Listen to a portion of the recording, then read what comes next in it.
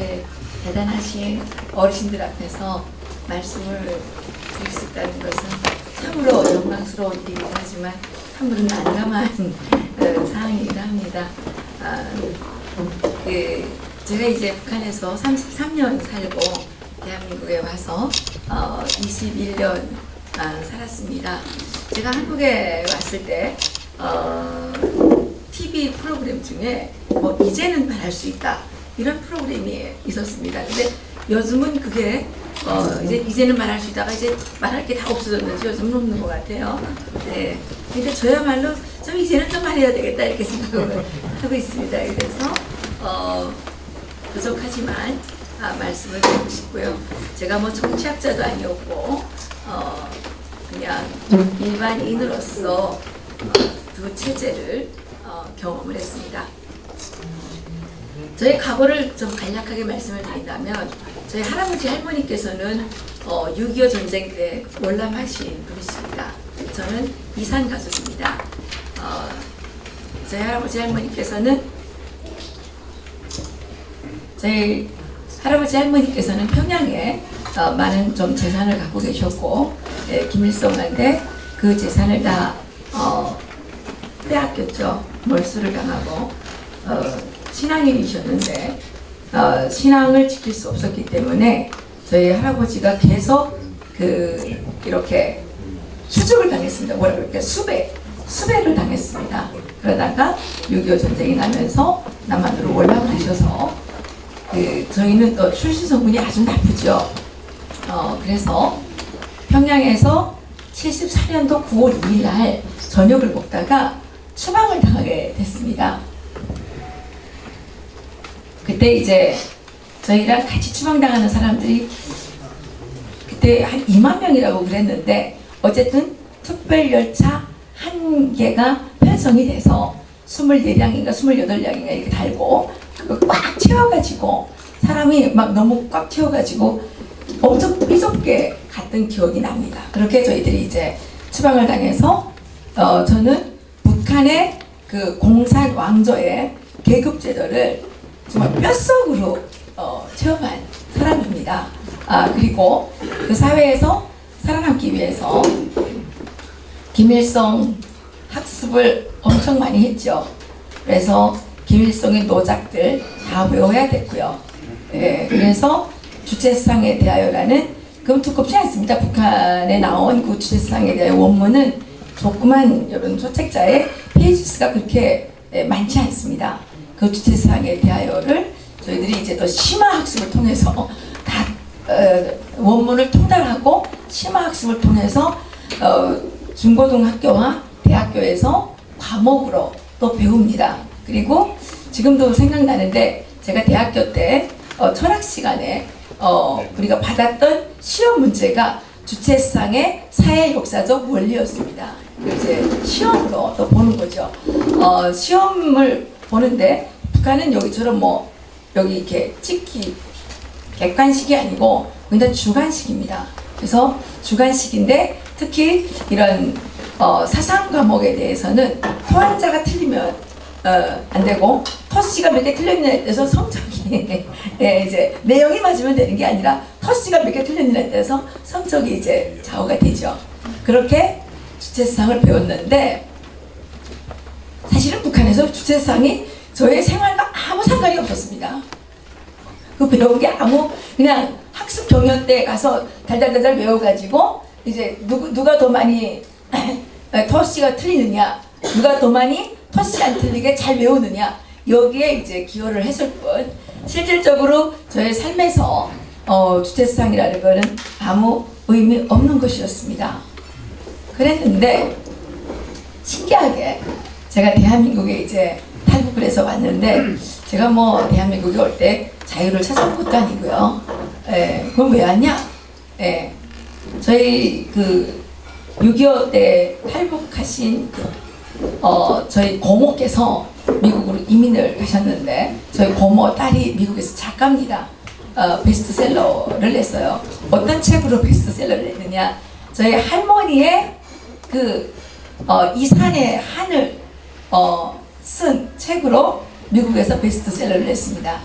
저희 할머니가 맏아들인 저희 아버지를 6.25 전쟁 때 잃어버리고 수십 년 동안 기도하면서 그 아들을 만나기 위해서 애쓰는 그것을 이제 보고 저희 사촌 동생이 미국에서 책을 냈습니다. 영어로 Still Life with Rice입니다. 그리고 한국에 이제 번역이 됐는데 제가 뭐 출판사 사장하고 어떻게 통화를 하게 돼서 물어보니까 5만 권 팔렸대요. 5만 권. 여기 한국에서도 베스트셀러가 됐습니다. 한국에서는 할머니가 있는 풍경으로 번역이 돼서 출판이 됐고 그 이후에 그 저희 사촌 동생이 저희 가족을 데려오기 위해서 그 저희 할머니와 함께 중국에 이제 그 우리를 데려오는 작업을 했습니다. 그걸 또 책으로 냈습니다. 그래서 그게 그 한국말로는 아들이 있는 풍경으로 최근에 2016년 정도에 번역이 돼서 나왔습니다. 그건 우리의 탈북기입니다. 자기가 본 우리들의 탈북 스토리를 이제 써서 또 한국에서 출판을 했는데 그건 뭐 별로 많이 안 팔린 것 같습니다. 예. 그래서 저희들이 이제 한국에 오게 됐는데 저는 한국에 오게 된 이유가 딱 한 가지입니다. 그 할머니가 있는 풍경 그 책에 저희 아버지가 청년 시절에 YMCA 활동을 하면서 김일성 물러가라 피켓 들고 싸웠다는 내용이 있었고요. 저희 아버지가 저희한테 얘기해 주시기를 공산주의자들은 진화론을 주장하잖아요. 진화론. 그래서 처음에 북한이 김일성이 이제 등극을 한 다음에 한동안은 이 종교가 허용이 됐죠. 그런데 이 종교를 소멸하기 위해서 아침마다 학교 갈 때마다 이제 그 학생들한테 물어봤다 그러더라고요. 따졌다 그러더라고요. 너 여기 기독교 믿는 사람 이렇게 그 예수 믿는 사람 아침마다 이렇게 해서 그 예수를 믿는다 그러면 벌을 주고 그랬다고 합니다. 그런데 저희 아버지가 아마 그때는 독실한 신자였던가 봐요. 이제 그 유물론 시간에 진화론을 가르치는 선생님한테 원숭이가 진화해서 사람이 됐다고 이렇게 이제 선생님이 얘기를 하니까 저희 아버지가 손을 냉큼 들고 일어나셔가지고 그럼 선생님은 잼내비 아들 하십시오. 우리는 하나님 아들 하겠습니다. 이런 돌출발언을 하셔가지고 저희 아버지가 학교에서 쫓겨나게 됩니다. 그때 저희 아버지가 다녔던 학교는 평양 삼중학교. 이게 여기 뭐 한국에는 1고등이 많이 평양 1고등이 많이 알려져 있죠.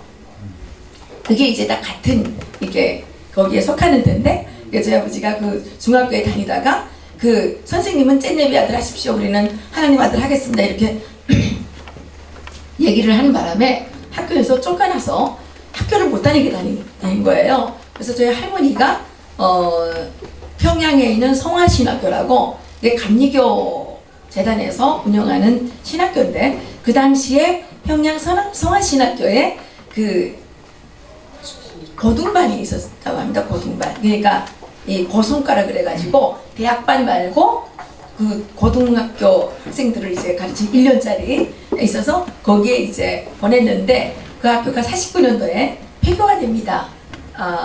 근데 이제 이런 내용을 그 책에다가 쓴 거예요. 우리 아버지가 실명으로 사진도 붙여놔가지고 사진도 붙였어요. 우리 아버지 사진을. 그래가지고 김일성 물러가라 피켓 들고 싸웠다 막 이렇게 나오는 거예요. 그럼 우리가 북한에 살 수가 있습니까? 우리가 어떻게 살아요? 살고 싶어도 못 사는 거예요. 그리고 저희는 솔직히 우리 할머니가 가지고 우리 할아버지 할머니가 가지고 있었던 땅을 밟아본 적도 없어요. 다 빼앗겼기 때문에. 그런데 우리는 그 할머니 할아버지가 세상에 어떻게 생겼는지 보지도 못했어요. 근데 그 할머니 그 할아버지가 남한으로 갔고 땅을 많이 가지고 있었던 대지주였고 그것 때문에 우리는 평양에서 쫓겨나서 산골에 가서 정말 혁명화 강제노동을 하면서 혁명화하느라고 우리가 엄청난 고통을 당했단 말입니다. 저는 그 당시에 우리 아들이 이제 출생한 지 4개월 될 때 제가 우리 아들을 놓고 왔습니다. 우리 할머니가 저희들을 데리러 오셨을 때는 제가 출산한 지 13일 됐을 때 이제 오셨습니다. 야, 너희들 다 내가 서울로 데려갈 테니까 서로 의지해서 한 사람도 떨어지지 말고 다 오라는 거예요. 근데 뭐 어떻게 가요? 거의 옆집이에요. 뭐 걸어갈 수도 없고 기차 타고 갈 수도 없고 뭐 자동차 타고 갈 수도 없고 비행기는 북한에서 일반 사람이 죽었다 깨어나도 탈 수가 없는 거예요. 이거는. 그럼 뭐 어떻게 가요? 그래서 우리 안 가겠다 그랬죠. 할머니 못 갑니다. 그 전쟁 때도 아니고 전쟁 때는 마야판이니까 막 이렇게 막 움직일 수가 있지만 그게 이제 꽉 묶여져 있는 상태에서 움직일 수가 없잖아요. 그 우리는 처음 못 간다 그랬죠. 근데 자꾸 오라 그래가지고 제가 우리 아들 100일 때 우리 애를 업고 중국에 건너갔어요. 그래서 우리를 데리러 온 사람들을 만났는데 이 사람들이 이제 그 책을 갖고 와가지고 있는 거를 내가 어떻게 청소하다가 발견해가지고 그걸 가만히 몰래 보게 된 거예요. 그걸 보니까 이게 무슨 청천벽력이죠. 우리 아버지가 김일성 물러가라 피켓 들고 싸우고 막 이런 내용이 나오는데 이 책을 분명히 북한에 거인치면 볼 텐데 우리는 이제 북한에서 살래야 살 수가 없게 된 겁니다. 그래서 저는 이제 북한으로 돌아가서 우리 식구들을 설득을 했죠. 근데 우리 식구들이 처음에는 또 이제 긴가민가해서 그러면 직접 보진 않았으니까 내가 말하는 거를 믿지 않죠. 또 믿을 수는 있지만 제가 그 직접 책으로 본 거하고는 또 그 느끼는 감도가 틀리지 않습니까? 그래가지고 우리 식구들이 이제 또 가려고 다 준비를 했는데 우리 이모가 갑자기 오셨습니다. 그러니까 우리 어머니가 야 언니야 마지막이야 그러면서 우리는 이제 시어머니가 데리러 와서 뭐 남수성까지 있다고 막 얘기를 한 거예요. 그러니까 우리 그 이모가 막 놀라서 막 뒤로 넘어질 지경이에요. 왜냐 우리 이모의 남편은 또 백두산 줄기예요. 거기는 그 오중 500령 아시죠? 500령 항일발치산. 네, 500령하고 남편네하고 이렇게 뭐 연결이 돼가지고 그 집은 출신 성분이 엄청 좋아요. 그래서 아들들이 다 그 김일성 군사대학 맏아들은 김일성 군사대학 졸업하고 군대에서 연대장 하고 있고 둘째 아들은 그 특수부대 저격부대에 갔다 와가지고 행정위원회에서 무슨 것도 간부하고 있고 또 셋째 아들은 사회안전부 그 김정일 정치대학 사회안전부 정치대학에 가가지고 안전원이에요. 또 안전부 그 사회안전부 정치대학 그 인사 여기를 말하면 거기 간부과장이라고 그러는데 여기는 인사부장 같은 거. 예, 그 집 딸이랑 이제 다 약혼을 한 상태예요. 그 집 딸이랑 뭐 군인 뭐 안전원 뭐 이런 데 다 시집을 갔어요. 그러니까 사람은 다 자기 위주예요. 그렇지 않아요? 그러니까 우리 이모의 생각에는 야 이것들이 남조선 가게 되면 이거 우리 애들은 나 어떻게 되는 거야 이렇게 되는 거 아닙니까? 그러니까 우리 이모는 지금 막 정신 나갈 정도죠. 야 너희 너 가기만 해보라. 내가 너희 다 그냥 압록강에 들어서기만 하면 내가 다 총으로 싹 갈기겠다 이러는 거예요. 이게 심각한 계급투쟁입니다. 이게 계급투쟁이라는 거는 그냥 말싸움이 아닙니다. 이거는 생과 사의 싸움입니다. 그래서 야 너희들 다 지금 빨리 가서 보이백 자수하라 막 이러는 거예요. 그래서 이제 우리 어머니는 또 마음이 바뀌었죠. 안 가게 되는 거예요. 그래서 지금 우리 가족 간의 갈등이 아주 심하게 일어났습니다. 그런데 북한은 이런 게 있습니다. 위험한 자들의 집에는 이제 도청장치를 해놨는지는 모르지만 해놨다 이러면 이제 그게 이제 그 생각들이 있어가지고 중요한 말은 우리가 집에서 못하는 거예요. 이제부터는 중요한 말을 하려면 바깥에 나가서 해야 되는 거예요. 네. 그래서 저희 어머니하고 저희 아버지가 어느 날 내가 이제 지금 갈등이 심하게 일어났는데 우리 아버지하고 우리 어머니가 지금 창고에 나가셔가지고 그 석탄 이렇게 다 그 보관하느라고 석탄이랑 나무랑 보관하는 창고가 있습니다. 그래서 거기에 지금 두 분이 들어가셔가지고 싸우시는 거예요. 저희 아버지가 우리 어머니가 계속 안 가겠다 그러시니까 당신 빨갱이야? 이러는 거예요. 그러니까 저희 어머니가 우리 아버지 보고 혁명의 변절자 이러시는 거예요. 네, 그래가지고 지금 부부간의 갈등이 아주 심해졌어요. 그런 와중 속에서 저는 뭐 그때 사상 없었고요. 저는 사상 없죠. 거기서 무슨 사상이 있습니까 저한테. 그냥 이 상황에서 그냥 머물러 있으면 우리 가족은 멸망한다. 우리는 정치범 수용소에 꼭 끌려간다. 이 생각만 한 거예요. 그리고 사람은요, 자기 이익 위주로 생각하기 마련입니다. 나는 그때 우리 엄마도 우리 아버지도 안 보이더라고요. 정말 미안하지만 우리 엄마도 우리 아버지도 안 보이고 태어난 우리 아들 정치범 수용소에 끌려가는 게 가장 두려웠어요. 걔가 무슨 죄가 있습니까? 태어난 것밖에는 죄가 없잖아요. 근데 애미 잘못 만나가지고 또 정치범 수용소에 끌려가가지고 짐승보다 못하게 살게 될 거 아닙니까? 저는 그것만은 제가 정말 하고 싶지 않았습니다. 그래서 저는 이제 장마당에 나가서 쥐약을 4봉지를 샀습니다. 우리 형제가 4남매입니다. 그래서 우리 동생들한테 다 나눠줬습니다. 야, 우리는 무조건 가야 된다. 가다가 잡히면 죽어야 된다.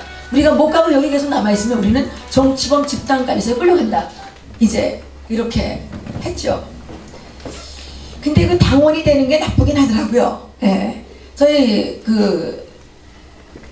남자 동생 하나가 인민군대를 나갔는데, 인민군대 나가서 이제 있는데, 사실 저희가 출신 성분이 좀 안 좋아서 당에 입당하기가 상당히 어려워요. 어려운데 저희가 이제 북한에서 살아남으려면 어떻게 하나 이제 출신 성분을 조금이라도 세탁을 해야 된단 말입니다. 예, 그러니까 저는 목숨 걸고 하여튼간 우리 동생 입당시키는데 제가 올인을 했습니다. 그래서 엄청난 뇌물을 많이 갖다 바치고 우리 동생을 입당을 시키는 데 성공을 했습니다. 입당을 시키고 북한에서 군대에서 입당하고 대학교 가려면 이게 보통 어려운 게 아닙니다. 그래서 뇌물을 뒤따 찔러줘가지고 우리 동생이 대학교도 졸업했습니다. 대학교 졸업반이었는데 이 자식이 말입니다. 뭐 대학교 보내준 게 누군데 안 가겠다는 거예요. 이게 지금 포항제철에 이럴 때 하고 있는데, 그래서 얘가 와야지 가는데 우리가 지금 갈 수가 없는 거예요. 사실 우리는 SBS가 데려왔습니다. 우리는 어떻게 보면 일종의 기획 탈북이죠. 저희가 어떻게 SBS가 우리 데려오게 됐냐면, 저희 고모부께서 서울 분이신데 우리 이제 할머니가 너무너무 우리 그 아버지를 막 그렇게 하시니까 이제 여기서 장백현에 오셨다가 이제 다시 돌아가서 SBS에 있는 친구들이랑 이제 만나서 얘기를 하다 보니까 SBS 그 당시에 전무가 저희 고모부랑 친구인데, 그러면 야 우리가 도와줄 수 있어 그래가지고 SBS 기자들을 붙여줬어요. 그래서 3명이 거기 우리를 위해서 한 3개월을 올인을 했습니다. 그래서 우리가 탈북할 때 돈이 참 많이 들었습니다. 우리 고모네가 낸 돈만 10만 불이고 우리를 데려오는 데만 브로커 비용만 준 것만 10만 불이고, 우리 고모부네가 또 이렇게 왔다 갔다 하면서 쓴 돈이 또 뭐 한 10만 불 된대요. 우리 고모부네가 쓴 돈이 한 20만 불 썼고, SBS도 또 한 20만 불 썼다 그래요. 자기들이. 그건 뭐 진짜 썼는지 모르겠지만. 그렇게 해서 이제 오게 됐는데, SBS 기자들이 이제 막 가겠다는 거예요. 우리 데리러 왔던 사람들이. 그 사람들 가면 우리 못 가잖아요. 그래서 할 수 없이 안 가겠다는 사람들은 뛰어버리고, 제가 우리 아버지하고 저희 남동생 1명하고 제 아들 없고 4명이 먼저 탈북을 하게 됐습니다. 탈북을 해서 중국에 와서 이제 협박을 했죠. 협박을 했습니다. 설득 안 됩니다. 협박해야 되는 겁니다. 우리 지금 설득하는 거 절대 안 됩니다. 협박해야 되는 겁니다. 협박이 먹히는 겁니다. 네. 그래서 협박을 했죠. 우리는 절대로 돌아갈 수 없으니까 이제는 우리는 안 간다. 그러니까 거기서 보입에 잡혀가든 말든 우리는 모르겠다. 이거 협박을 했죠. 그래서 우리 남은 가족이 협박당해서 온 겁니다. 네. 그래서 저희 남편은 못 왔습니다. 제가 넘어오니까 우리 고모부께서 이렇게 물어보시더라고요. 야, 사랑은 했느냐? 이거는 남한에서만 할 수 있는 얘기입니다. 사랑은 했느냐? 사랑을 하면 결혼합니까? 예. 그런데 사랑과 죽음 사이에는 이게 엄청난 또 문제가 있는 겁니다. 그리고 나 하나 죽는 게 문제가 아니라 우리 가족의 생사가 걸려있는 문제이기 때문에 제가 아무리 남편을 사랑해도 얘기를 할 수가 없었습니다. 남편에게 거짓말을 해서 데리고 가려고 그랬는데 저희 남편이 술을 너무 마셔가지고 뭐 얘기를 할 수가 없었습니다. 그래서 저희 애기 아버지께서는 못 오시고 북한에 계십니다. 그래서 참으로 미안하게 이제 생각을 하죠. 그래서 이제 저희 가족들에게 협박을 해서 저희 가족들이 나중에 와서 저희 서울에 와서 만났습니다. 네, 서울에 와서 만났고, 사실 저희들 탈북 때문에 저희 외삼촌께서는 북한에서 연대장으로 이제 그 군복무를 마친 그 직업, 그러니까 이게 장교였습니다. 평생을 군인으로 사셨고 낙동강 전투까지 내려왔던 인민군 소대장, 그때 전쟁 때 인민군 소대장으로 이 낙동강 전선까지 왔었던 분입니다. 그때 이 포탄을 맞아가지고 이 심장 1cm 근처에 파편이 박혔는데 그걸 파내느라고 이제 하도 수술을 많이 하셔가지고 이 심장 부위가 이게 움푹 꺼져 들어가 있는, 평생을 김일성을 위해서 목숨을 걸고 충성을 한 분이십니다. 근데 그분은 우리가 탈북하는지도 몰랐습니다. 그런데 그분은 저희들 때문에 북창에 있는 18호 정치범 관리소에 끌려가셔가지고 한지에서 얼어서 돌아가셨습니다. 그래서 저희는 사실 많은 죄를 짓고 살고 있습니다. 그래서 저는 한국에 와서 처음에는 뭐 몰랐지만 시간이 흐르면서 제가 빨리 북한 주민들이 인간답게 살게 해주는 것이 저의 사명이라고 생각을 하고 있습니다. 제가 살아있어야 되는 이유고 제가 이 땅에 살아가는 이유라고 저는 생각을 하고 있습니다. 사실 아까도 말씀드렸다시피 북한에서는 주체성에 대한 거 외우기는 했지만 운명의 주인은 자기 자신이다. 자기 운명을 개척하는 힘도 자기 자신에게 있다. 혁명과 건설의 주인은 인민대중이며 혁명과 건설을 추동하는 힘도 인민대중에게 있다. 우리가 이거 배운 주체상의 정의입니다. 나머지는 의미가 없는 그냥 말장난일 뿐입니다. 그리고 북한의 모든 체제는 주체상이랑 상관없이 돌아간다는 사실 말씀드리고 싶습니다. 북한 주민들에게는 이 주체상이라는 게 하나도 필요가 없습니다. 왜냐? 그 사람들이 이야기한 것처럼 운명의 주인이 자기 자신이 아니라 내 운명의 주인은 수령이었고 김일성이었습니다. 우리는 수령이 하라 그러면 해야 되고 죽으라 그러면 죽어야 되고 저희는 그렇게 강요받아 왔습니다. 북한에서는 그 김정일이가 이렇게 얘기했습니다. 수령님은 하도 위대하기 때문에 수령님의 교신은 뺄 것도 없고 더할 것도 없다. 그래서 빼지도 말고 도하지도 말아라. 이렇게 되어 있습니다. 그리고 북한의 주체상을 구현했다고 하는 당의 유일상책의 확립의 10대 원칙에는 이렇게 되어 있습니다. 거기에 이제 김일성에 대한 충성심의 4대 원칙이 있는데 그게 뭐냐면 절대성, 무조건성이고 김일성을 신격화, 신저화하라는 겁니다. 그래서 김일성에 대해서 김일성뿐만 아니라 거기는 김일성도 속하고 김정일도 속하고 김정은도 속하는 겁니다.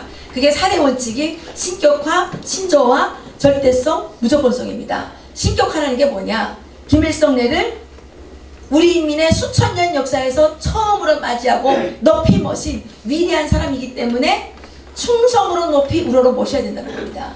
신으로 모셔야 된다는 겁니다. 신격합니다. 신으로 모셔라. 그래서 신격합니다.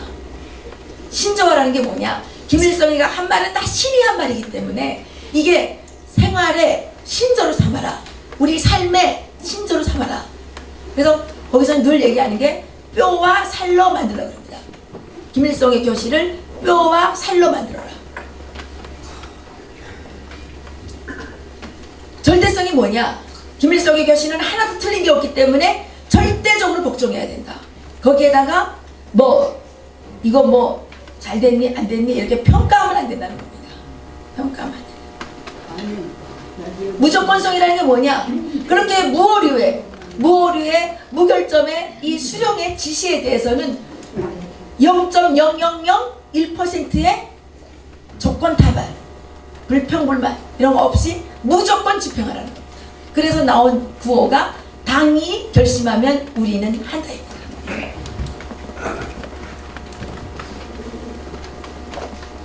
사실 주체사상이라는 건 전혀 내용이 없는 겁니다. 제가 주체 철학에 대해서 배웠지만 그게 주체사상의 사회 역사적 원리, 주체사상의 지도 원칙, 무슨 수령관 이런 거 있는데 그다 뻥입니다. 말도 안 되는 걸 그냥 주저리 붙여놓은 겁니다. 그런데 그게 이게 한국 사회에 먹힌다는 거는 좀 아이러니한 일이고요. 근데 제가 주체성을 배웠기 때문에 한 번 두 번 본 게 있습니다.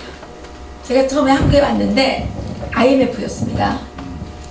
저희가 97년 10월 19일에 왔는데 12월 28일에 IMF 발표가 났습니다. 맞죠?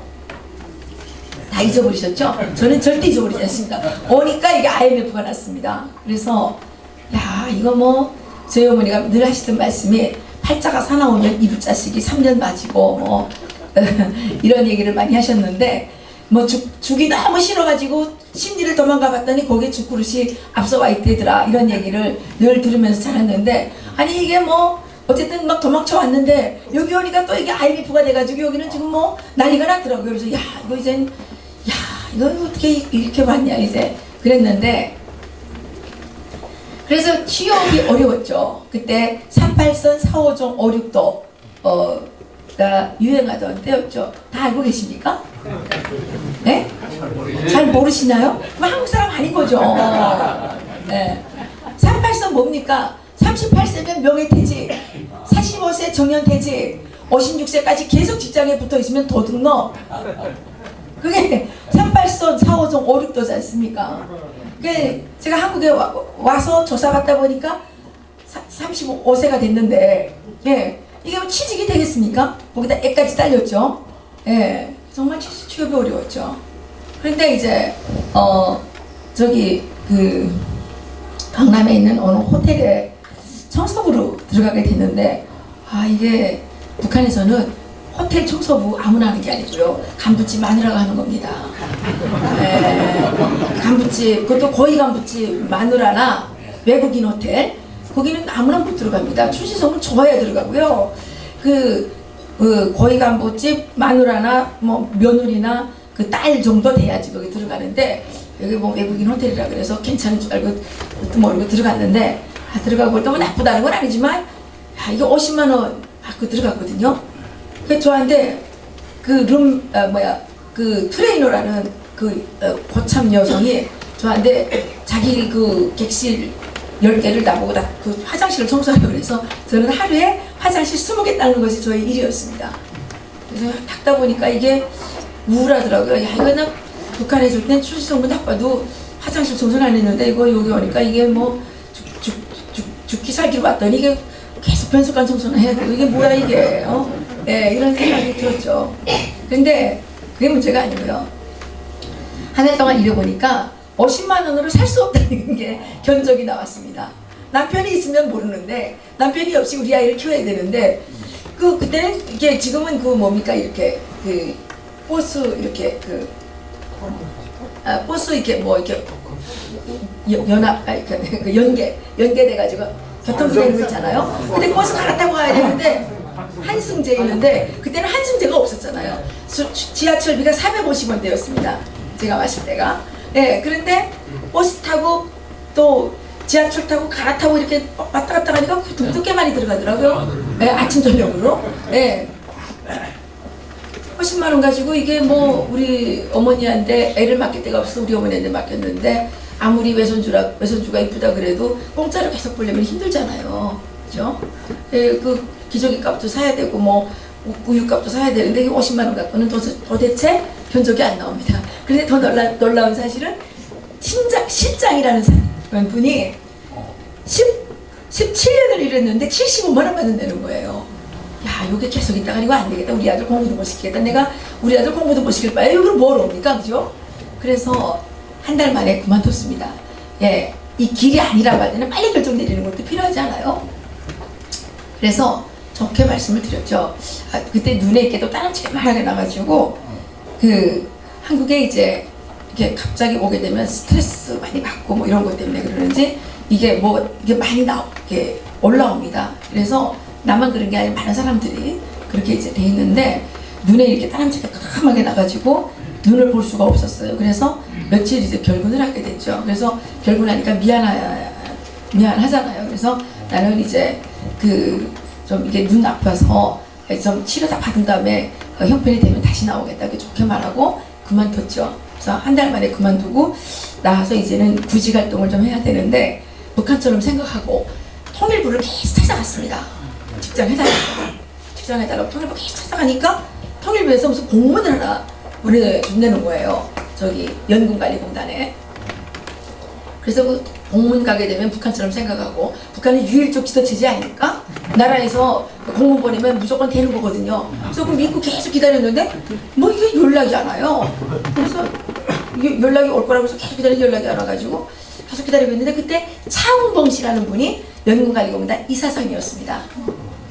그래서 이제 계속 있는데 할 게 없으니까 계속 신문만 들여다볼 거 아닙니까? 우리가 신문만 들여다보고 뭐예요, 이 직장은 먹고 하니까 계속 이 벼룩시장이니 뭐 이런 그 찌라시 무가지 신문들 이런 거만 계속 갖다 보고 있는데, 신문에 광고 나온 거 보니까 차은봉 씨가 연금관리공단 이사장에서 이제 끝나고 다른 데를 간다는 거예요.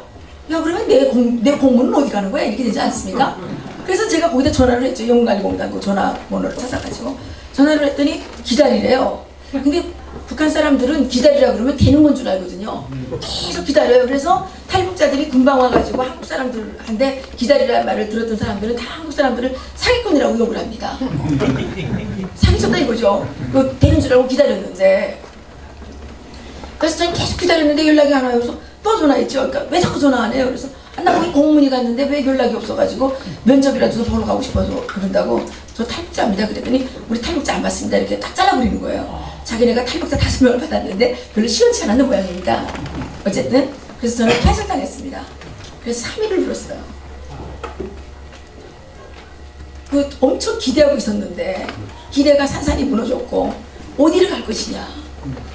3일을 울었어요. 3일을 엎드려서 우는데 누가 찾아와서 야, 너 왜 우냐 이렇게 물어라도 봐야지 내가 기운이 나서 울 수가 있는데, 누가 왜 우는지 물어보는 사람도 없으니까 이게 기운이 없어서 못 울겠는 거예요. 이게 지쳤죠. 울다가 지쳤어요. 그러다가 딱 떠오르는 게 운명의 주인은 자기 자신이다. 자기 운명을 개척하는 일도 자기 자신이다. 이게 왜 갑자기 떠오르는 겁니다. 북한에서는 하나도 쓸모없었던 그 운명의 주인은 자기 자신이다가 그때 떠올랐어요. 그래서 제가 생각해보니까 그렇지, 여기는 자본주의 국가인데 국가가 시킨다고 하는 데가 아니구나. 전 그때 이 나라가 이렇게 자율적으로 돌아가는 조직이라고 깨달았습니다. 그래서 이게 내가 통일부만 믿고 거기를 계속 멍청하게 바라본 게 내가 정말 잘못했구나 이렇게 생각을 했어요. 그래서 다시 갈 데가 없으니까 생활정보지만 뒤져보는 거죠. 거기에 이제 광고가 많이 나오니까. 근데 진짜 웃기는 거는 실업자가 그렇게 많다 그러는데 그 생활정보지에는 제일 앞면에 250만 가, 300만 가, 뭐 500만 가 이런 게 계속 나와요. 모르고 거기 갔는데 다 단계더라고요. 그래서 뭐 많이 당황하기도 했고 그런 시간을 거쳐서 오게 됐습니다. 사실 주체상의 호구와 북한 이거 사실 말씀드릴 게 별로 없어요. 주체상은 다 가짜예요. 거짓말이고. 여기 김영환 씨가 북한에 가서 김일성이 창시했다는 주체상에 대해서 물어보니까 본인도 몰랐다 그러지 않습니까? 그게 뭐가 있어요? 없어요, 내용이. 그게 다 이제 끼워 맞춰가지고 김일성이 위대하기 때문에 거기서 늘 가르치는 게 뭐냐. 이 혁명과 건설의 주인은 인민대중이지만 이 대중은 지도자를 잘못 만나면 성공할 수가 없다. 그렇기 때문에 지도자를 잘 만나야 된다. 그래서 우리 한국 역사, 그러니까 고구려 뭐 이런 거 쭉 있지 않습니까? 이 한민족의 역사에서 수많은 피착취계급과 착취계급 간의 투쟁이 있었지만 한 번도 성공할 수 없었다 이거예요. 한 번도 성공할 수 없었다 이거예요. 오로지 김일성이라는 위대한 지도자를 만났기 때문에 이 조선의 사회주의 국가라고 하는 위대한 국가가 탄생했다는 겁니다. 그래서 당일일상책의 항림의 10대 원칙은 원칙 1조는 이렇게 되어 있습니다. 우리 인민의 수천 년 역사에서 처음으로 맞이하고 높이 모신 위대한 실현 김일성 동지를 충성으로 높이 우러러 모셔야 된다 이렇게 되어 있어요. 그래서 주체상의 제일 마지막 부분에 가게 되면 수령론이 나옵니다. 이 수령론이 나오고 수령은 이렇게 위대한 사람이 태어나는 거고 이 위대한 수령의 또 그 위협을 계승하기 위해서 후계자가 중요하다 이거예요. 그 봉건이죠, 봉건. 봉건 왕조 아닙니까? 그래서 김정일이가 또 위대하다고 막 특별하게 태어났다고. 그래서 나오는 게 뭡니까? 김일성이가 태어날 때는 만경대에 그 커다란 샛별이 떠올랐고 태양이 떠올랐고 뭐. 그래서 태양에다가 비교하는 거 아닙니까? 이게 미신이죠. 김일성은 태양이라고 그러지 않습니까? 그래서 그 지금 김일성이가 김일성 시체를 보관한 데가 뭐라 그럽니까? 태양궁전이라고 부르는 거죠. 태양궁전. 그리고 김정일에 대해서 또 우상화를 해야 되니까 뭐라 그러냐? 장군봉에 장군별이 떴다 이거예요. 그래서 그 자들이 한 게 구호나무 사업을 한 거죠. 구호나무. 근데 이게 새빨간 거짓말인 거예요. 왜 거짓말이야? 우리 나랑 대학교 그 동창생 친구 오빠가理科대학을 졸업하고 함흥과학원에 있어요. 화학과를 졸업했어요. 함흥과학원에 있는데 함흥에 있는 그 과학원 과학자들이 총돌격해가지고 백두산에 가서 이제 나무의 그 껍질을 벗기고 글자를 막 쓰는 거예요. 이제 장군별이 떴다 뭐 이런 거 이제 예언 같은 걸 막 쓰는 거예요. 그리고 써가지고 거기다가 시합 처리를 쭉 한대요. 그러면 오래전에 쓴 것처럼 이제 나무가 거무틱하게 이렇게 이제 되면서 구호나무가 된 거죠. 아니 80년대까지 하나도 없던 구호나무가 어떻게 그렇게 출몰을 해가지고 백두산에 이렇게 따뜻하게 막 구호나무가 그렇게 많이 나타날 수가 있습니까? 그죠? 그래서 북한에 그 막 또 그런 거를 많이 말하게 되면 잡혀가요. 그러니까 알아도 말 못하죠. 그래서 김일성이가 했던 일 중에 뭐냐면 김일성의 김일성 가계의 비밀을 알고 있는 사람들은 다 정치범으로 끌려가서도 다 뭐 처형당했는지 몰라요. 하여튼간 그렇게 했습니다. 그리고 이제 그래서 제가 있을 때는 김정일까지니까 김정일이가 이제 유일한 후계자라 이거예요. 보통 뭐 그냥 후계자가 아니라 김일성의 혁명 위협을 게을리어 계승해 나갈 수 있는 유일한 지도자가 누구냐? 김정일이라 이거예요. 그래서 주체상에 대하여는 김일성이가 쓴 게 아니고 김정일이가 쓴 겁니다. 모르죠? 뭐 항소적에 그걸 썼다는 건 여기서 얘기고 북한 사람들은 김정일이가 썼다고 알고 있죠. 네. 그리고 맨날 선전하기를 주체상 과학 토론회, 국제 토론회, 뭐 주체상은 과학이다, 뭐 또 이런 거 나오잖아요. 네. 그래서 그런 교육을 받았지만 또 말도 안 되는 게 주체상에 대하여서 봉건을 그러면 주체상이라고 그러는 건 운명의 주인은 자기 자신하면 이렇게 돼야 되는데 주체상에 대해서 나오는 게 그 수령전 중에 효자, 효성과 충성 이게 또 나와요. 그러면 이건 효자로는 뭡니까? 우리나라 유교 아닙니까? 그것도 거기다 또 짬뽕을 시켜놨어요. 그러니까 이게 오합지졸을 그냥 다 묶어가지고 한 거예요. 근데 제가 처음에 한국에 왔을 때 성경을 우리 조사하시는 분이 성경을 갖다 주셨는데 뒤에 10계명을 보니까 이게 북한의 당일 일상책의 한국의 10계명책이랑 너무 똑같더라고요. 그래서 야 이거 왜 베껴왔냐고. 이거 북한의 당일 일상책의 한국의 10계명책이 있는데 이걸 똑같은데 이거 왜 베껴다 썼냐고 그랬더니 야 너네가 베껴갔지 그러는 거예요. 그래서 아니 저는 뭐 성경이 어째 나왔는지 저는 몰랐으니까요. 그게 베낀 건 줄 알았죠. 근데 성경도 베껴오고 또 뭐 유교도 좀 베껴오고 또 뭐 하여튼 그런 걸 다 두루두루 베껴다가 그냥 짬뽕을 만드는 게 주체상입니다. 이렇게 형체가 없는 것은 거짓말치기가 가장 좋다는 사실 여러분들이 아셔야 되는 겁니다. 예, 이 실체가 없어요. 실체가 그렇잖아요. 실체가 없는 거 사기치기 제일 좋지 않아요? 그 보이 김선다리가 대동강물을 팔아먹은 게 왜 팔아먹겠어요? 그 실체가 없잖아요. 대동강물 뭐 어떻게 그 규정을 합니까? 그죠? 그래서 이 호구고 북한 주민들은 전혀 주체상과 상관없는 삶을 살고 있다는 거 말씀드리고 싶습니다. 북한에서 주체상이 필요한 거는 생활정화할 때, 그러니까 여기는 뭐랄까 자아비판?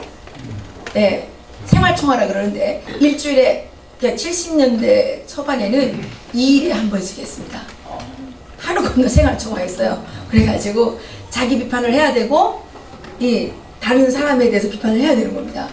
그러니까 나중에는 이틀에 한 번씩 비판하려면 어떻게 비판할 사람이 별로 없잖아요. 그러니까 이제 막 약속을 하는 거예요. 야, 내가 오늘 너 좀 비판한다니까 너도 기분 나빠도 잘 먹으라고. 너 다음에 너가 나를 비판해라 이렇게 이제 비판을 안 하면 안 되니까. 네, 근데 비판을 또 너무 심하게 하게 되면 이게 서로 갈등이 심해지죠. 예. 그리고 또 이게 살다 보면 괘씸하잖아요. 그러면 이제 한 명을 비판할 때 몰아서 또 와서 집단적으로 비판하는 경우가 있어요. 그래서 왕따를 시키는 경우가 있죠. 북한이 사실 사람들을 통치한 거는 주체상이 위대해서가 아니고 그런 아주 조열한 방법, 신분제도, 그리고 왕따시키기, 그리고 그 신분에 따르는 이 차별 정책, 이걸로 지금까지 통치를 해온 거죠. 그리고 아주 가혹한 그 탄압. 식구 중에 한 명이 잘못하면 온 가족이 다 이 무리로 이제 처벌을 받는 거 아닙니까? 근데 온 가족만 처벌을 받는 게 아니라 오늘 제가 이렇게 나쁜 말을 했어요. 이 자리에서 이 나쁜 말을 했는데 제가 나쁜 말 한 게 이제 들통이 나게 되면 이 안에 계시는 분들이 다 같이 집단 처벌을 받아야 되는 거예요. 그러니까 누가 먼저 가서 일러 바치는 게 살아남는 길이죠. 그래서 사람들 간의 신뢰를 깨뜨려 버리는 거, 인간의 이 인간성을 말살해 버리는 게 주체상은 뭐 모르겠고 하여튼간 북한의 통치 방법이라는 거죠. 근데 지금 이 나라의 이 문재인 이 패거리들이 만들려고 하는 게 이런 거라는 거죠. 지금 적폐청산 보십시오. 적폐청산 공포를 일으킵니다. 계속. 그러면 조금 좀 찔리는 사람들은 아무 말도 못하고 지금 가만히 있는 거 아닙니까? 아무 말도 못하고 있는 사람들이 말해야지 나라가 바로 잡히는 겁니다. 왜냐? 그 사람들이 잘못했기 때문에. 그 사람들이 다 속여서 이렇게 만들었기 때문에 우리 같은 사람이 아무리 떠들어도 이거는 그냥 메아리일 뿐이죠. 왜냐? 실제 국가 경영에 참여했던 사람들이 어디서부터 어디까지 무엇이 잘못되고 이걸 밝혀야 될 거 아닙니까? 근데 이 사람들은 다 이 꼬리가 뭐가 하나씩 잡고 있으니까 지금 찍소리도 못하고 다 숨어 있잖아요. 우리끼리 아무리 떠들어도 이게 안 되는 겁니다. 이게 북한식 방법이라는 거죠. 많은 사람들이 북한은 왜 그렇게 굶어 죽는데 일어나지 못하냐? 거기서는 머리가 없냐? 천만의 말씀입니다. 아니 굶어 죽는 나라를 좋다고 생각하는 사람이 있겠습니까? 북한이 나쁜 나라라는 걸 다 알고 있죠. 단지 무섭고 힘이 없기 때문입니다. 북한을 다스리는 가장 최대의 이 도구는 공포입니다. 공포. 주체상이 다스린다고 생각하십니까? 천만의 말씀, 만만의 말씀입니다. 공포입니다. 탄압, 공포. 저는 지금까지 살면서 저희 어머니한테서 가장 많이 주입받은 교육이 말 조심해라입니다. 말 조심해라. 근데 아직도 저희 어머니는 그게 관습이 돼가지고 날 보고 야, 너 말 조심해야지. 야, 여기 있는 사람 딱 믿으면 안 돼. 그래서 엄마, 여기는 말은 마음대로 할 수 있는 게 아니야. 지금도 이렇게 지금 50 먹은 딸을 매일 아침마다 와서 훈시하시는 게 뭐냐면 말 조심해랍니다. 말 조심해. 체념화 되어 있는 거죠. 체념화. 많은 사람들이 북한 사람들이 주체상 때문에 김일성에게, 김정일에게, 김정은에게 복종한다고 생각하시는데 천만의 말씀, 만만의 말씀이고요. 독재 때문에. 이제 보십시오. 제가 이게 이제 요 약과를 좀 갖고 왔는데 이렇게 많이 모이신 줄 모르고 난 뭐 하나 갖고 왔는데 정말 죄송한데 좀 더 가져오라고 얘기하겠습니다. 이 약과를 요 별거 아닙니다. 요거를 이제 여기 있는 분들에게 누구는 주고 누구는 안 줘보십시오. 기분 나쁘지 않아요? 네? 기분 나쁘죠? 근데 기분 나빠서 삐질 수 있으면 그래도 자유가 있는 겁니다. 그런데 그 기분 나쁜 거를 표현할 수 없는 상황도 있습니다. 왜 그걸 먹어야 되기 때문에, 내가 그걸 가져야 되기 때문에. 그럴 때는 어떻게 됩니까? 주는 자에 대한 무한 충성으로 바뀌는 거죠. 그렇지 않습니까? 그겁니다. 북한은 어떻게 하느냐? 출신 성분을 가르죠. 예, 세계 부류의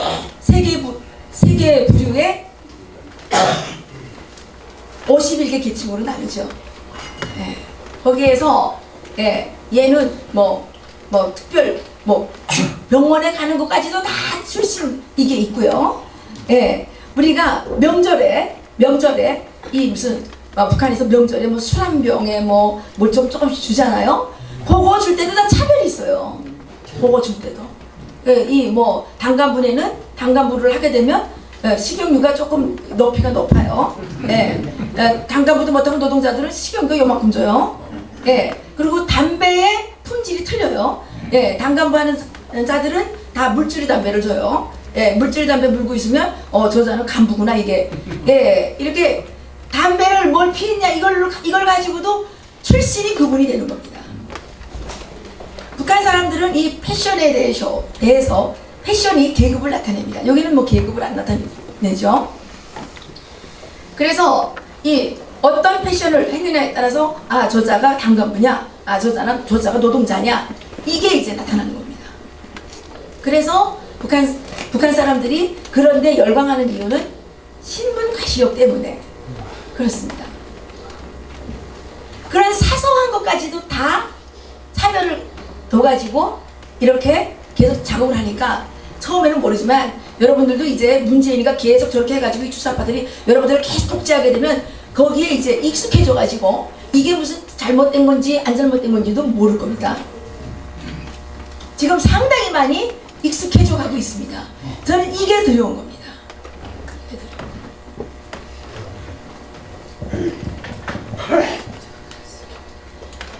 공산주의자들의 특징은 뭐냐? 말이 안 되는 거를 집어 던집니다. 말이 안 되는 거를 집어 던지고 그게 이제 말이 안 되는 걸 너무 말이 안 되는 걸 집어 던지게 되면 탁 반작용이 있을 거 아닙니까? 충격이 클수록 작용도 크죠. 그렇게 해서 계속 이렇게 하다 보면 익숙해져 가게 됩니다. 여러분들이 북한이 지금까지 해왔던 대남 정책들을 쭉 한번 돌이켜 보십시오. 어떻게 되어 있습니까? 한국이 전혀 받아들일 수 없는 거를 던졌는데 말도 안 돼 했는데 어느 날 보니까 그게 실행이 되어 있지 않습니까? 그거 못 느끼십니까? 민주노총, 박근혜 퇴진 정권 12월 19일 선거 끝난 다음부터 박근혜 퇴진을 외쳤죠. 우리는 그때 그 말도 안 되는 얘기라고 생각했습니다. 근데 퇴진했죠. 근데 이 자유진영 쪽 사람들은 좀 용감해질 필요가 있습니다. 용감해질. 우리는 뭡니까? 야, 그거 되겠어? 되죠? 저희가 작년 12월 달에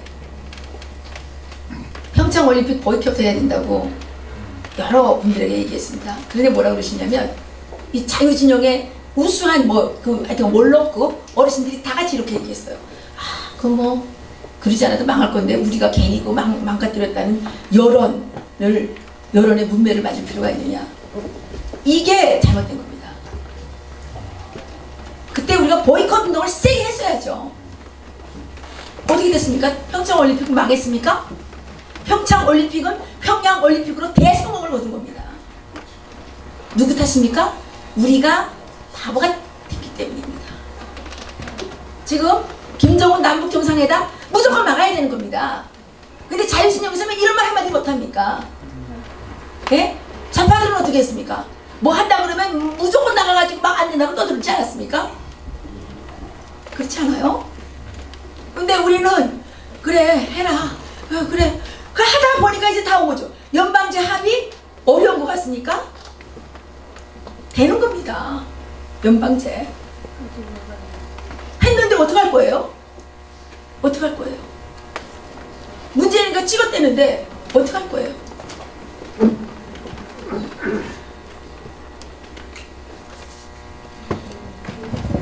그러면 왜 이런 자들이 득세를 하게 됐느냐?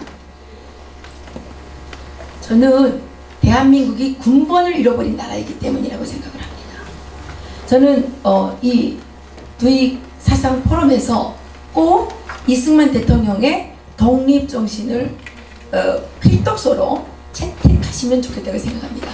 김일성이가 호구인 주제상을 떠들었다면 우리는 인디펜던트 스피릿, 이승만의 독립정신, 내가 그걸 보고 야 북한하고 남한의 차이를 알게 됐습니다. 공산당과 자유주의 사상의 차이를 알게 됐습니다. 이승만 대통령께서 54년 7월 28일에 미 양원에서 연설을 하셨죠. 그때 이분이 이런 말씀을 하셨죠. 뭐라고 하셨냐면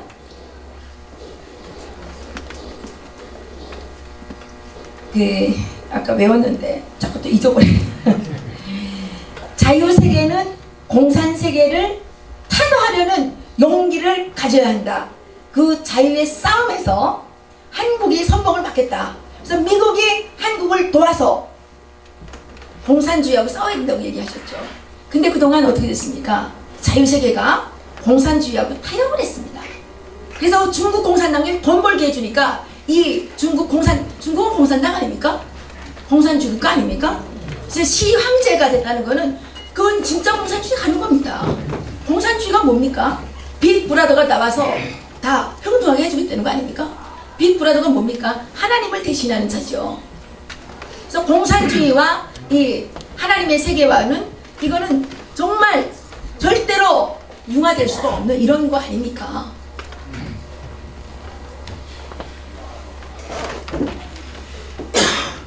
근데 지금 중국 공산당은 돈 벌면 절대 안 되는 겁니다. 공산당은 나쁜 짓을 하기 때문에. 그렇잖아요. 나쁜 짓을 하는 깡패가 돈을 벌게 되면 되겠습니까? 안 되겠습니까? 근데 이 대한민국의 이 문재인도 공산주의자인 것 같습니다. 왜? 한 행동이 그래요. 또 고영주 변호사께서 지금 공산주의자라고 그러셔가지고 재판 걸려있는데, 공산주의자처럼 보이는 사람을 공산주의자라고 말하면 명예훼손입니까? 우리가 표현의 자유가 있는 거 아닙니까? 근데 우리만 말한 게 아니라 영국도 말하잖아요. 영국도 나라를 파탄시키는 공산주의자가 아닌가 이렇게 말하지 않습니까? 이건 나만 이렇게 보는 게 아니라 지금 전 세계에서 문재인을 공산주의자로 보는 사람이 너무 많은 거예요. 그럼 너무 많은 사람이 공산주의자로 보는 거는 그 사람이 그만큼 공산주의자 같은 행위를 많이 했기 때문 아니겠습니까?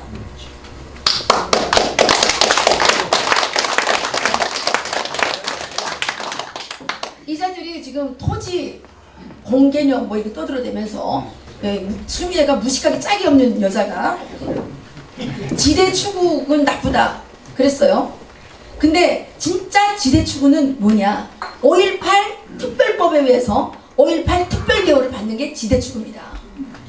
그렇지 않습니까? 자기가 노력하지 않고 5.18에 추미애도 5.18 유공자라고 그래요. 그거 확인을 해봐야죠. 그거 밝혀야죠. 나 5.18 유공자 아니다. 확인을 해야죠. 근데 내가 요즘에 보니까 이 남한은 지금 북한은 백두산 줄기 때문에 백두산 줄기에 노예가 된 겁니다. 북한 사람들이. 예. 한국은 지금 무등산 줄기에 노예가 되고 가고 있는 것 같아요. 예, 이 무등산 줄기만 타게 되면 아니 공무원 시험 볼 때도 10% 가산점, 대학교 시험 볼 때도 10% 가산점. 이것만큼 더 나쁜 지대추구가 어디 있어요? 지대추구를 없애려면 이런 것도 없애야 되는 거 아닙니까? 네.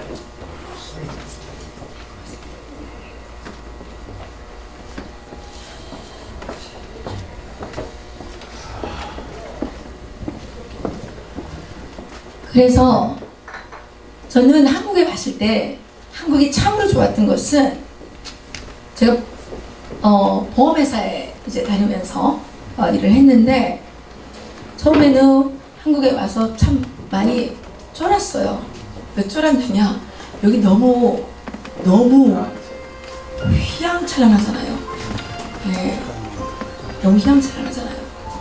그리고 컴퓨터 엄청 잘한다고 그러고 이러니까 이게 내가 북한에서 대학교를 졸업했다고 말하는 것도 좀 부끄러웠어요. 너 대학교 졸업했는데 그렇게 무식해? 이럴까봐 처음에는 대학교 졸업했다는 말을 사실 잘 안 했습니다. 왜냐면 잘못하면 무식하다고 해서 창피하니까. 근데 그리고 이제 제가 한국에 처음에 왔을 때 한국의 많은 분들이 얘기하시는 게 너네는 사회주의라서 게을러 터져가지고 이렇게 못 산다고 그랬어요. 근데 돌이켜보면 저는 게을러 본 적이 없었거든요. 예. 시간이 늘 아까워서 길거리 다니면서도 계속 단어상 보고 다녔고, 예. 새벽 5시에, 대부분 새벽 5시에 깨나서 감자 농사 지우러 가지 않으면 학교에 바쳐야 되는 고사리 뜯으러 가지 않으면 약초캐러 가지 않으면 그렇게 했어요.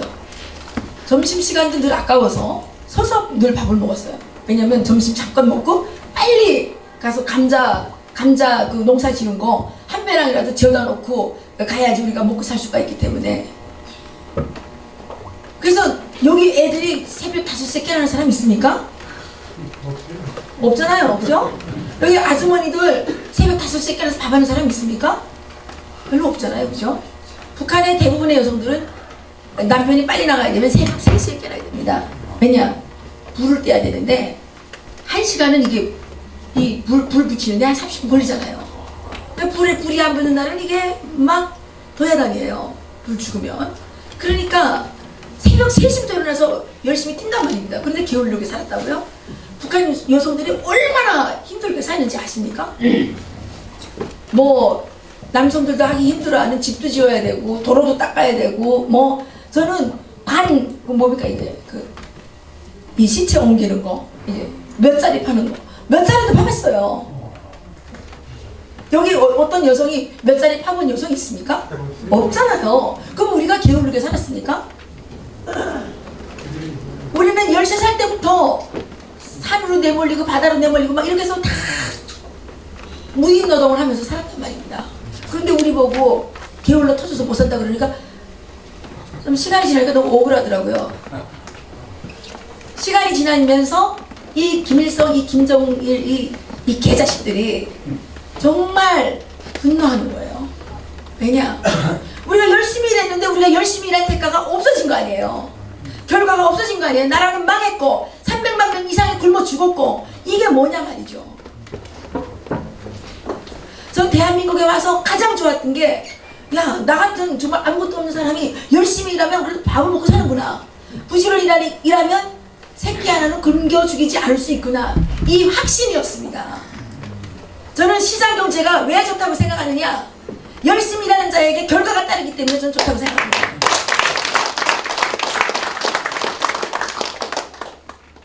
타인을 행복하게 해주겠다는 자들은 다 새빨간 사기꾼들이고 새빨간 거짓말쟁이들이 다 사기꾼들입니다.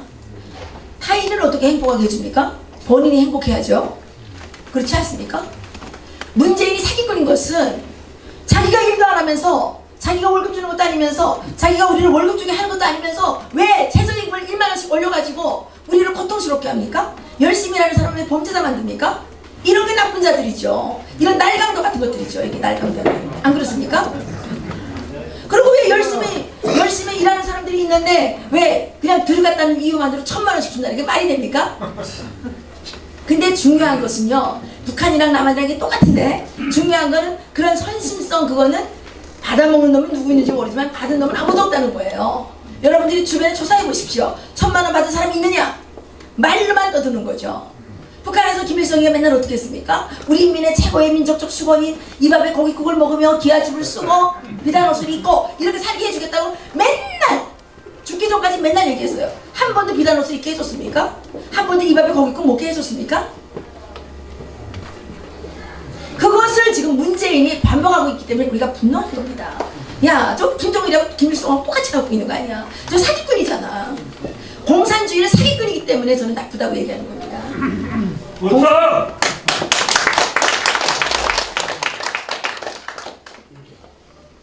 그리고 공산주의자들은 기생충들입니다. 자기가 한 번도 부가가치를 창출해 본 적이 없는 입만 떠들으면서 남의 것을 뜯어먹는. 그래서 공산주의끼리 있으면 다 망합니다. 안 그렇습니까? 공산주의 국가가 성공한 적이 있습니까? 없죠. 그건 기생충들만 모여 사니까 망하는 거죠. 이 공산주의가 시장경제에 들러붙으면 계속 명맥이 유지되는 겁니다. 근데 우리가 기생충은 어떻게 해야 됩니까? 가끔 구충제를 먹어야 되는 거 아닙니까? 근데 우리가 그동안 해충이 두글두글 끓고 있는데도 이 구충제를 쓸 생각을 안 했죠. 그 구충제가 뭐냐? 이승만의 독립정신이다 이거죠. 거기에서 가장 그 인상에 남는 글이 뭐냐면 선진국일수록 남한테 붙어먹는 것을 부끄럽게 생각한다 이거예요. 선진국일수록 나이가 적당히 차면 다 자립을 다 스스로 살아가야 되는데 우리 옛날에 조선조 때 어떻게 됐습니까? 옆집에 남의 집에 가서 잘 사는 집에 가서 붙어 먹는 거 그게 유행이지 않았습니까?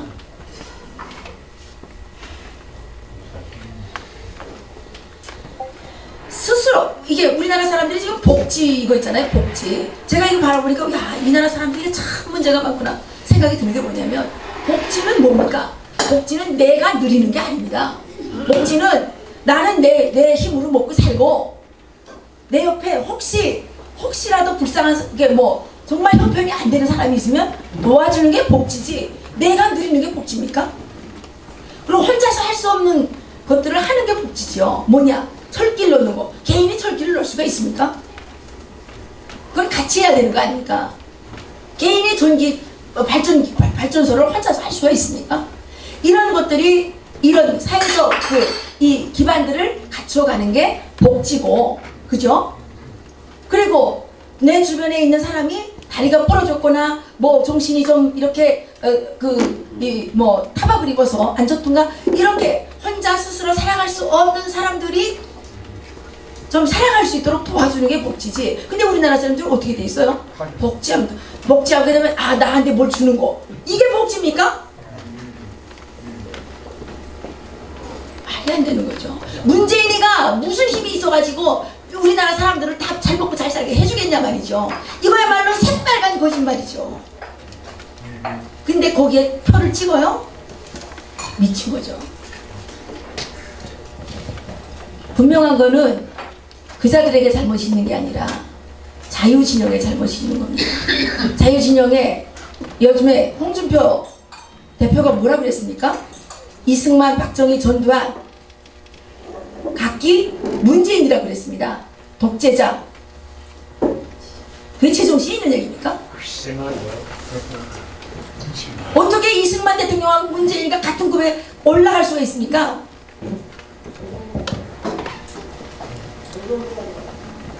우리가 자기 책임을 다하지 않았기 때문에 내가 용감하게 싸우면 잃을 게 많다고 생각을 해서 자기가 선 자리에서 자기 책임을 확실하게 해야 자유민주주의 체제는 지켜지는 거 아니겠습니까? 여기는 누가 지켜주는 나라가 대통령이 주인인 나라가 아닙니다. 우리는 헌법이 규정한 대로 개인의 자유권과 사적 재산권을 보호받기 때문에 이 나라는 내 나라입니다. 이 나라는 우리 국민의 나라입니다. 그게 진짜 국민의 나라 아닙니까? 그러면 어떻게 해야 됩니까? 내가 선 그 바운다리에서 잘못된 일이 일어나면 우리가 그거를 막아내야 되죠. 목숨을 걸고라도 막아내야 되는 거죠. 그런데 우리가 그동안 어떻게 했습니까? 국정화 교과서 하나만 들어봅시다. 국정화 교과서 잘못됐으면 그 옳은 교과서를 채택해야 되는 거 아닙니까? 그런데 민주노총들이 가서 데모한다고 포기합니까?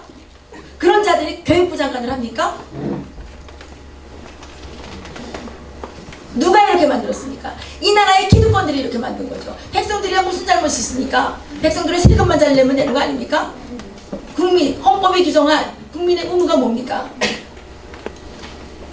병역의 의무, 납세의 의무 아닙니까? 이것만 잘 지키면 백성은 욕할 다 한 거죠.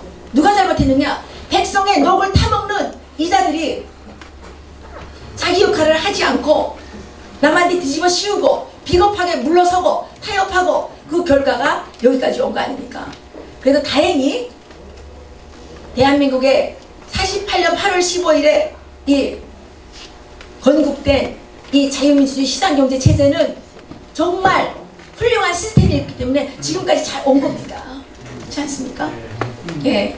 저는 이 자리에서 이런 말씀을 드리고 싶습니다. 집이 오래되면 재건축을 해야 되죠. 재건축을 해야 되는데 1948년 8월 15일에는 이승만 대통령 혼자 이 정말 사람들을 이렇게 끌고 자유민주주의 시장경제 체제라고 하는 이 대한민국을 만들었죠. 그런데 이제는 여기에 앉아 계시는 여러분들과 지금 이 태극기 들고 아스팔트에서 싸우는 자유민주주의 시장경제 체제를 사랑하는 목숨 걸고 지켜내겠다고 하는 이 자유 세력이 다시 공산 세력을 몰아내고 이 자유의 이 집을 또다시 튼튼하게 다시는 이 공산 기생충들이 접목지 못하도록 그렇게 재건축해야 되는 게 아닌가, 할 수 있지 않을까 생각을 합니다. 우선 4월 27일 되기 전에 강화문에서 우리 자유진영이 뭉쳐가지고 문재인을 끌어내다가 당신이 이번에 김정은이하고 만나서 실현시킬 수 있는 게 뭐가 있느냐 다 줘야 됩니다. 안 그렇습니까? 근데 웃기는 게 통일부 장관이 와서 얘기하는데 우리는 지금 정전협정을 체결하겠다 이렇게 이제 의제가 나왔어요. 우리가 할 거는 비핵화, 북한의 비핵화 하는 조건에서 정전협정을 체결하겠다 이렇게 얘기를 했는데 북한은 아직 의제가 안 나왔다는 겁니다. 거기 왜 안 나오냐? 그러니까 거기는 북한의 특성상 그렇다는, 북한의 특성상이 어디 있습니까? 그따위 편법을 자꾸 쓰기 때문에 나라가 망하는 거죠. 그렇지 않아요?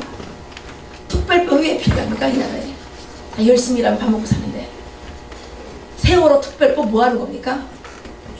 문재인이가 이번에 저기 베트남에 가가지고 한국전쟁 참여한 거를 뭐 죄송하다 어쩌다 이런 개나발 부려가지고 지금 4월 달에 이 민변의 주도하에 그 베트남에 뭐 그 살상한 거 무슨 뭐 진상을 밝히는 뭐를 또 한다는 거 아닙니까? 이것들이 사람들입니까? 뭐 하는 것들입니까?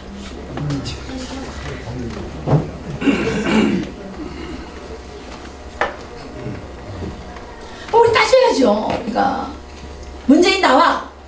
전 다른 거는 어떻게 할 수 있을지 모르겠지만 우리가 강화문에 한 열흘만 농성하고 앉아있으면 문재인이 나올 수밖에 없지 않을까. 강화문에 끌어내올 수 있지 않는가 내 생각을 합니다. 우리도 이제 결사의 의지를 가지고 싸워야지. 이게 이렇게 있다가 그냥 뭐 이런 데 모여가지고 뭐 이거만 하면 또 들어가지고 되겠습니까 이게?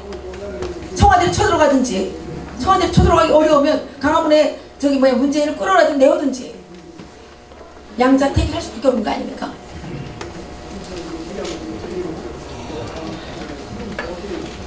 저는 그렇게 생각합니다. 저희는 이제 국군 포로 전원 송환해라.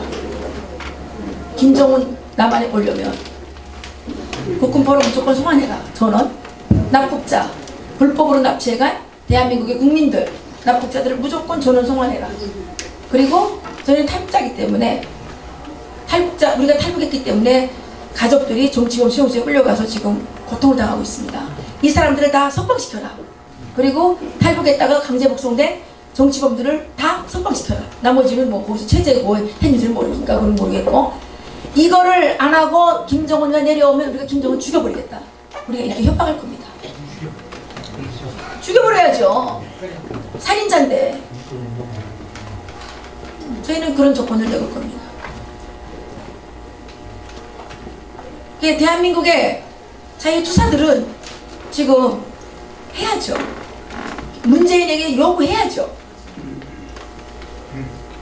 깡패의 특징은 뭐냐면 용감하게 나서면 다치지 못합니다.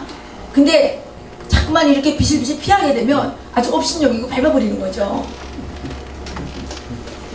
우리가 용감해질 필요가 있다는 거 말씀드리고 싶습니다. 마지막으로 통일 문제에 대해서 한마디만 더 말씀드리고 마치겠습니다. 13년 8월 10일에 이승만 대통령께서 이런 시국 연설을 하셨습니다. 공산학정 속에 당분간 남아있게 되는 북한의 동포들에게 나는 이렇게 외치는 바입니다. 절대로 절망하지 마시오. 우리는 당신들을 잊지 않을 것이며 포기하지 않을 것입니다. 우리의 잃어버린 이북 오도와 북한의 불쌍한 동포들을 구출하려는 한국민의 근본 목표는 과거와 마찬가지로 지금 앞으로도 장래에도 그대로 남아있습니다. 이렇게 말씀하셨습니다. 이게 통일 정책의 ABCD입니다. 근데 우리 그동안 어떻게 했습니까? 뭐 자주 평화통일, 민족 대단결, 실사남북 공동성명 그따위 뭐하러 발표했습니까? 그때부터 꼬이기 시작한 거죠. 그리고 북한한테 계속 사기당해가지고 여기까지 사기당해 오면서도 아직도 사기당하는 걸 모르고 우리 민족끼리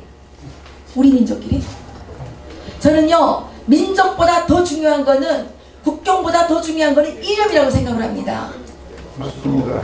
민족이 달라도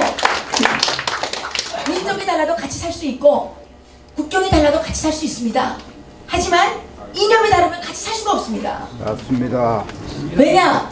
공산주의는 깡패고 이자들은 기생충이고 우리를 노예로 만들기 때문에 내가 노예가 되기를 작정했다면 같이 살겠지만 내가 노예가 되기를 거부한다면 공산주의와 같이 살 수가 있습니까? 절대로 없는 거죠. 민족끼리 아닙니다. 우리는 북한 땅에 이승만 대통령이 세우셨던 자유민주주의 시장경제 체제를 세우는 것이 올바른 통일이라고 생각합니다. 부족한 강연에 많은 박수 보내주시고 대단히 감사합니다. 그래서 마치겠습니다.